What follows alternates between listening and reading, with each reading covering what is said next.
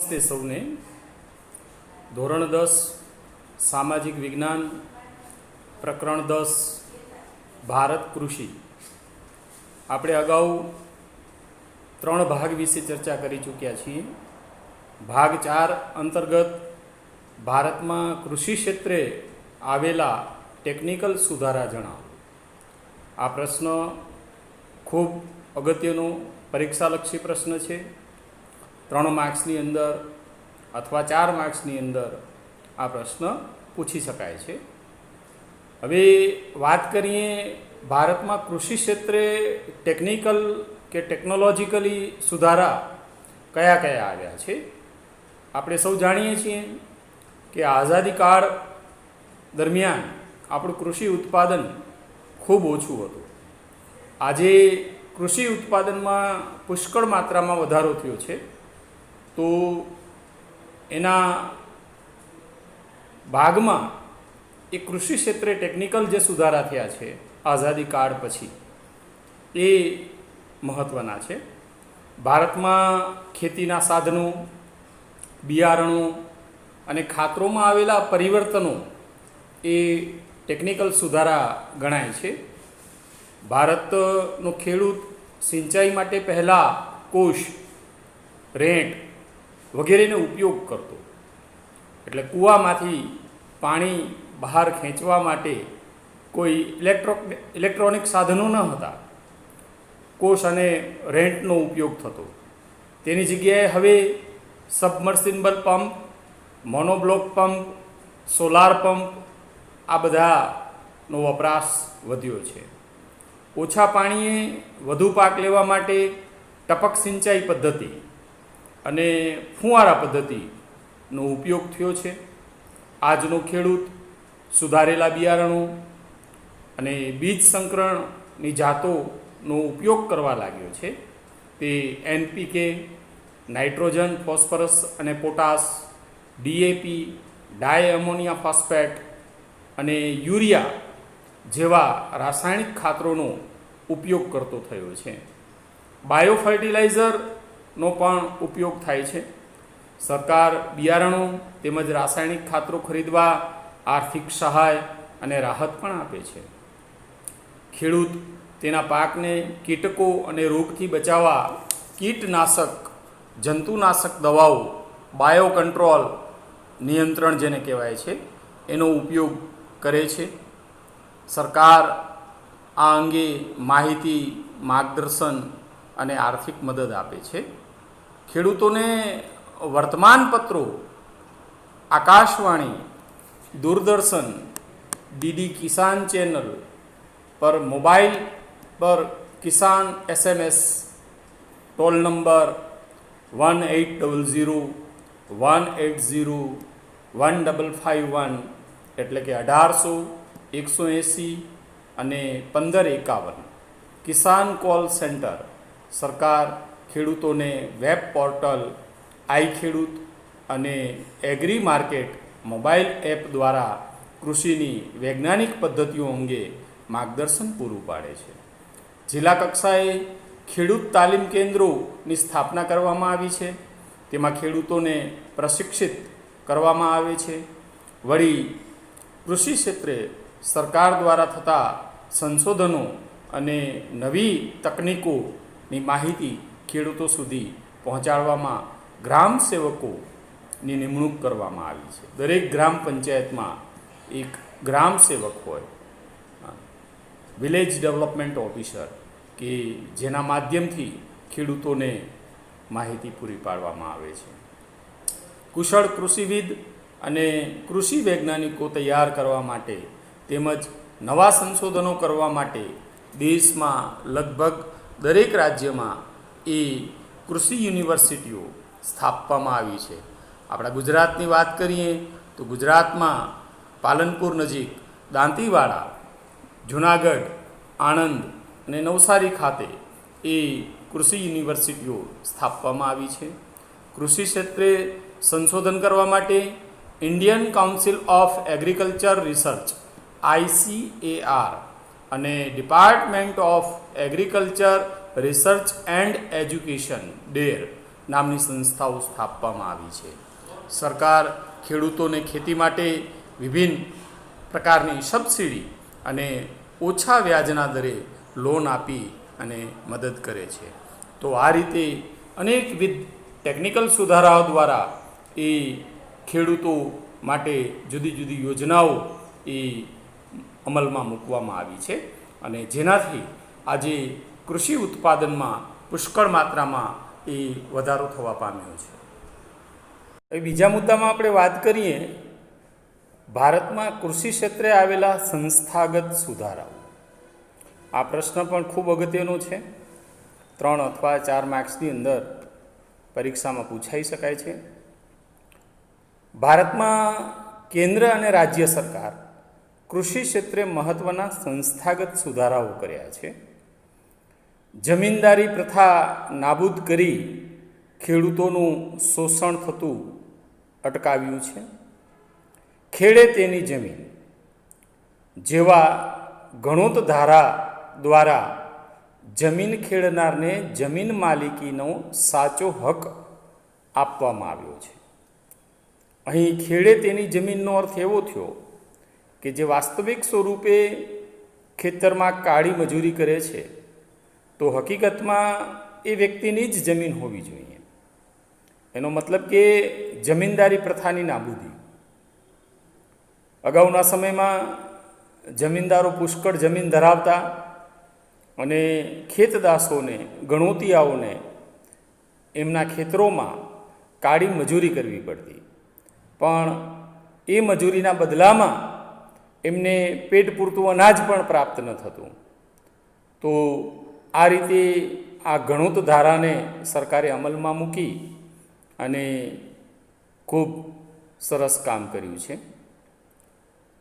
જમીન ટોચ મર્યાદાનો ધારો દ્વારા જમીન માલિકીની અસમાનતા દૂર કરવામાં આવી છે. આ ધારો પણ ખૂબ અગત્યનો છે. જમીન ટોચ મર્યાદા એટલે કોઈ એક વ્યક્તિ એ અમુક માત્રામાં જ એ પોતાના નામે જમીન રાખી શકશે. વધારાની જમીન સરકાર જપ્ત કરી લેશે. તો આ રીતે એ જમીન ટોચ મર્યાદા જે નક્કી થયેલ જે ટોચ મર્યાદાનો ધારો છે એ મુજબ જ એ જમીન રાખી શકાય છે. જમીન એકત્રીકરણ કાર્યક્રમ દ્વારા નાના કદના ખેડાણ વિસ્તારોને એકત્રિત કરવામાં આવ્યા છે અને કરાઈ રહ્યા છે, જેનાથી ઉત્પાદન વધુ માત્રામાં થઈ શકે. ખેડૂતોને આર્થિક મદદ કરવા માટે કૃષિ ધિરાણ યોજનાઓ, કિસાન ક્રેડિટ કાર્ડ તેમજ રાષ્ટ્રીયકૃત બેન્કો અને સહકારી બેન્કો અને સહકારી મંડળીઓ દ્વારા ખેડૂતોને આર્થિક મદદ કરવામાં આવે છે. બિયારણો, ખાતરો, જંતુનાશક દવાઓ ખરીદવા માટે સરકાર ખેડૂતોને સબસિડી અને આર્થિક મદદ કરે છે. અહીં સબસિડી એટલે બેન્કોમાંથી ખેડૂતોએ લીધેલી લોનનું અમુક ટકા હિસ્સો એ બિલકુલ એને ભરવાનો રહેતો નથી. બાકીની રકમ સરળ હપ્તે એને ભરવાની રહે છે. તો આ રીતે સબસિડીની સગવડ આપી અને સરકારે એ ખેડૂતોની સ્થિતિ સુધારવા પ્રયત્ન કર્યા છે. એ ઉપરાંત એ પ્રધાનમંત્રી પાક વીમા યોજના દ્વારા ખેડૂતોને ખેતી પાકોનું વીમાકીય રક્ષણ પૂરું પાડવામાં આવે છે. અતિવૃષ્ટિ, અનાવૃષ્ટિના કારણે અગર ખેડૂતોનો કૃષિ પાક નિષ્ફળ જાય તો આવા સંજોગોમાં પ્રધાનમંત્રી પાક વીમા યોજના અંતર્ગત એ અમુક પ્રકારની રકમની સહાય એ પૂરી પાડવામાં આવે છે. દુષ્કાળ કે વધુ વરસાદના કારણે એ કૃષિ પાક નિષ્ફળ જાય ત્યારે ખેડૂતોને આર્થિક મદદ કરાય છે. માર્કેટ યાર્ડમાં ખેત પેદાશોના વેચાણમાં કાયદાકીય જોગવાઈ કરી અને ખુલ્લી હરાજીની પદ્ધતિને ફરજિયાત બનાવી છે. ખેડૂતોને તેમના કૃષિ પાકો ના યોગ્ય ભાવ મળી રહે તે માટે સહકારી મંડળીઓ અને ખરીદ વેચાણ સંઘોની સ્થાપના કરવામાં આવી છે. સરકારી તેમજ સહકારી ક્ષેત્રે એ ગોદામોની વ્યવસ્થા, પરિવહનની સુવિધા, સંદેશા વ્યવહારની સગવડો આ બધું પૂરું પાડવામાં આવે છે.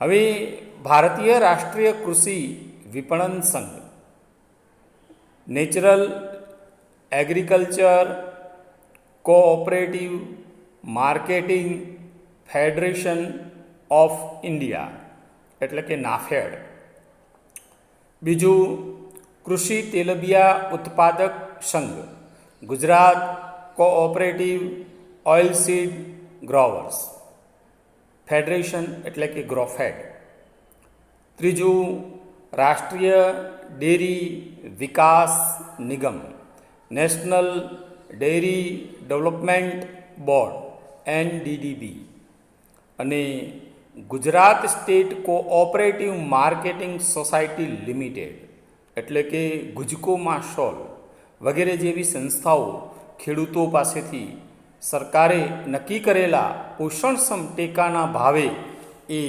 કૃષિ પેદાશો ખરીદે છે. તો કરીએ આપણે કૃષિ ક્ષેત્રે હરિયાળી ક્રાંતિ.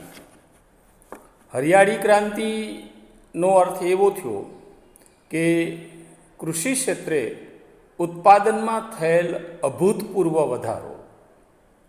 કૃષિ ઉત્પાદન મેં અગાઉ વાત કરી એ પ્રમાણે આપણે જ્યારે આઝાદ થયા એના કરતાં અત્યારે જે કૃષિ ઉત્પાદન છે 4 ગણું વધ્યું છે. એટલે આઝાદી કાળ પછી એ આપણા દેશમાં કૃષિ ઉત્પાદનમાં અભૂતપૂર્વ વધારો થયો છે. એને હરિયાળી ક્રાંતિ તરીકે ઓળખવામાં આવે છે. ક્રાંતિઓ ભારતમાં ઘણી બધી થઈ છે. રાજકીય ક્રાંતિ થઈ શકાય, સામાજિક ક્રાંતિઓ, ધાર્મિક ક્રાંતિઓ, ઔદ્યોગિક ક્રાંતિઓ, દૂધ ક્ષેત્રે ઉત્પાદનમાં થયેલો વધારો એટલે કે એ શ્વેત ક્રાંતિ. તો એવી જ રીતે હરિયાળી ક્રાંતિ. હરિયાળી ક્રાંતિ અંતર્ગત કૃષિ ઉત્પાદનમાં વધારો થવા પામ્યો છે. સુધારેલા બિયારણો, રાસાયણિક ખાતરોનો વધેલો ઉપયોગ અને એના કારણે એ ખેડૂતોનો પ્રચંડ પુરુષાર્થ અને વીજ વિતરણની વ્યવસ્થાના કારણે સિંચાઈની સગવડોમાં થયેલો વધારો, નોંધપાત્ર વધારો વગેરે પરિબળોથી કૃષિ ઉત્પાદનમાં એ ખૂબ વધારો થયેલો છે. આ જે અસાધારણ વધારાને ઘટનાને હરિયાળી ક્રાંતિ, ગ્રીન રિવોલ્યુશન તરીકે ઓળખવામાં આવે છે. આજે આપણે વાત કરીએ તો કૃષિ ક્ષેત્રે એ ઉત્પાદનમાં વધારો કરવો હરિયાળી ક્રાંતિનો મુખ્ય ઉદ્દેશ્ય હતો અને એના કારણે આજે ખેડૂતો સુધારેલા બિયારણો અને વધુ પ્રમાણમાં રાસાયણિક ખાતરો અને જંતુનાશક દવાઓનો ઉપયોગ કરવા પ્રેરિત કરવામાં આવ્યા છે. પરિણામે કૃષિ ઉત્પાદનમાં વધારો કરવાના લક્ષ્યને પ્રાપ્ત કરવામાં સફળતા મળી છે.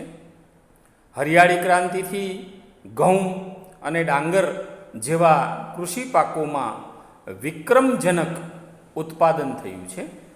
કપાસ, શેરડી, શણ, તેલીબિયા જેવા રોકડિયા પાકોના ઉત્પાદનમાં નોંધપાત્ર વધારો થયો છે. દેશમાં પહેલાં જ્યાં ખાદ્ય અનાજની અછત હતી, આજે ત્યાં આ અનાજના પર્યાપ્ત ભંડારો આપણી પાસે મોજૂદ છે. આ ક્રાંતિ પછી દેશમાં દુષ્કાળોની અસરો જણાતી નથી. આજના બફર સ્ટોકને લીધે દુષ્કાળ કે અછતનો સરળતાથી સામનો કરી શકાયો છે. અન્ન ક્ષેત્રે સ્વાવલંબન એ હરિયાળી ક્રાંતિની સીમા ચિહ્નરૂપ એક ઐતિહાસિક સિદ્ધિ છે. અર્થાત આપણે અનાજના ઉત્પાદનમાં એ પુષ્કળ માત્રામાં વધારો કર્યો છે, જેનાથી એ આજે આપણે અનાજની તંગીને નિવારી શક્યા છીએ. તો આ થઈ હરિયાળી ક્રાંતિની વાત. હવે આપણે વાત કરીએ ભારતના અર્થતંત્રમાં કૃષિનું યોગદાન વર્ણવવું. મતલબ કે આપણું જે આર્થિક તંત્ર છે તેમાં કૃષિનો શું ફાળો છે, કૃષિમાંથી દેશને શું આવક પ્રાપ્ત થાય છે અને એનાથી એ આપણા અર્થતંત્રને કઈ રીતે વેગ મળે છે, એ બાબતે આપણે ચર્ચા કરીએ. તો ભારતમાં જે અર્થતંત્ર છે એ કૃષિ પ્રવૃત્તિનું ખૂબ મહત્ત્વનું યોગદાન રહ્યું છે. કૃષિ પ્રવૃત્તિ ભારતના લોકોને સૌથી પહેલાં તો ખોરાક પૂરો પાડે છે. દેશના લગભગ 60% લોકોને રોજગારી એ કૃષિ પ્રવૃત્તિમાંથી મળે છે અને આપણી રાષ્ટ્રીય આવકનો લગભગ 22% જેટલો હિસ્સો એ કૃષિમાંથી પ્રાપ્ત થાય છે. અને દેશનું કુલ ઘરેલું પેદાશ જીડીપી ગ્રોસ ડોમેસ્ટિક પ્રોડક્શનના લગભગ 70% હિસ્સો એ કૃષિમાંથી પ્રાપ્ત થાય છે. તે નિકાસ વ્યાપાર માટે ચા, કોફી, કપાસ, શણ, તેજાના, મસાલાઓ, તમાકુ, તેલીબિયા, બટાટા જેવી કૃષિ પેદાશો આપે છે, જેથી નિકાસથી વિદેશી હુંડિયામણ પ્રાપ્ત થાય છે. અહીં વિદેશી હુંડિયામણ એટલે ફોરેન કરન્સી, વિદેશી નાણું. હવે આ જે કૃષિ પેદાશો છે એ ભારતમાંથી અન્ય દેશોમાં વિશ્વના એ નિકાસ થાય છે અને એના કારણે આપણને નિકાસ કમાણી સ્વરૂપે એ વિદેશી હુંડિયામણ અર્થાત વિદેશી ચલણ એ આપણને પ્રાપ્ત થાય છે. એ ઉપરાંત સુતરાઉ અને શણનું કાપડ સાથે ખાંડ ઉદ્યોગ, કાગળ ઉદ્યોગ, તેલ ઉદ્યોગ, આ બધા જે ઉદ્યોગો છે એ કૃષિ આધારિત છે અને આ બધી ખાદ્ય સામગ્રીને લગતા અને પ્રસંસ્કરણને લગતા ઉદ્યોગો માટે કાચો માલ એ કૃષિમાંથી પ્રાપ્ત થાય છે.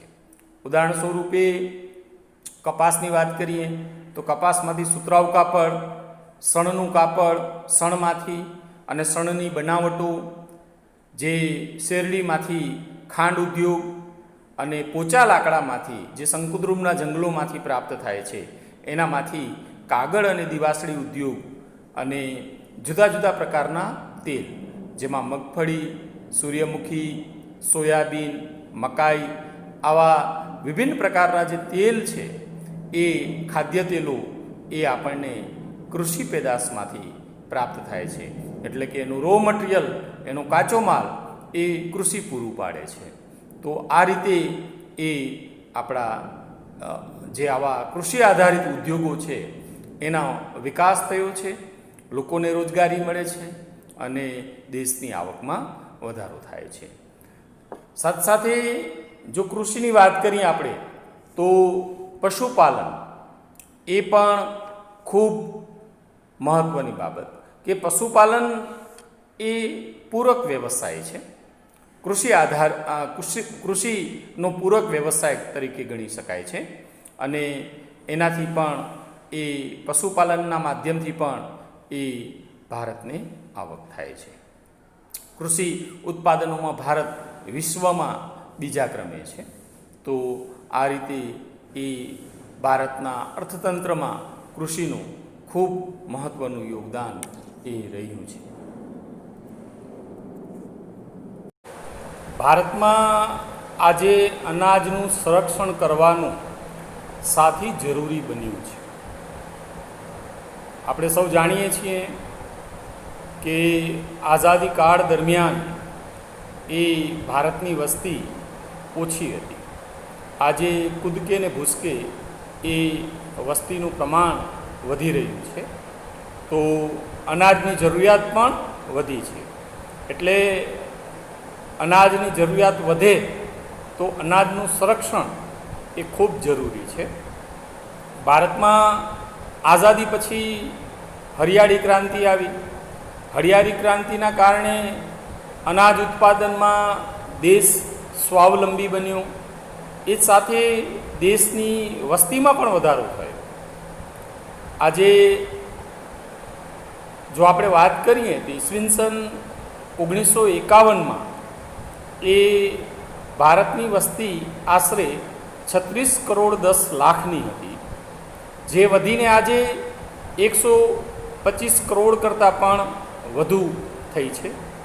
તેથી દેશમાં અનાજની માંગમાં પુષ્કળ માત્રામાં વધારો થયો છે. ઈસવીસન 1950-51ની વાત કરીએ તો ભારતમાં 51 કરોડ ટન અનાજ ઉત્પાદન થતું હતું, જે વધીને આજે 2013-14માં વિક્રમજનક 265.04 કરોડ ટન થયું છે. આજે દેશની ન્યૂનતમ જરૂરિયાત પૂરી કરી શકાય એટલું અનાજ દેશના ગોદામોમાં છે.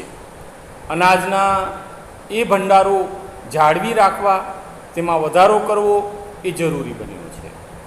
આજે અનાજનો બફર સ્ટોક આપણે ઊભો કરી અને દુષ્કાળ કે અનાજની અછતને એ સમય અનાજની તંગીને નાબૂદ કરી શકાય તેમ છે. અનાજના ગોદામોમાં અનાજને બગડતું અટકાવવા માટે અનાજને સાચવવાની વૈજ્ઞાનિક પદ્ધતિઓ અપનાવવી જોઈએ. દર વર્ષે ગોદામમાં અનાજને બગડતું અટકાવવું ખાસ જરૂરી બન્યું છે. આ માટે એ અનાજના સંગ્રહણ અને પ્રબંધનની સંગીન વ્યવસ્થા એ ગોઠવવી અતિ આવશ્યક છે. સરકારે ખાદ્ય સુરક્ષા કાયદા ફૂડ સિક્યુરિટી એક્ટ દ્વારા દેશની ગરીબ પ્રજાને અનાજ વહેંચવાનું શરૂ કર્યું છે, જેમાં પંડિત દીનદયાળ ગ્રાહક ભંડારના માધ્યમથી, સસ્તા અનાજની દુકાનોના માધ્યમથી એ મધ્યમ અને ગરીબ વર્ગના લોકોને અનાજ પૂરું પાડવામાં આવે છે.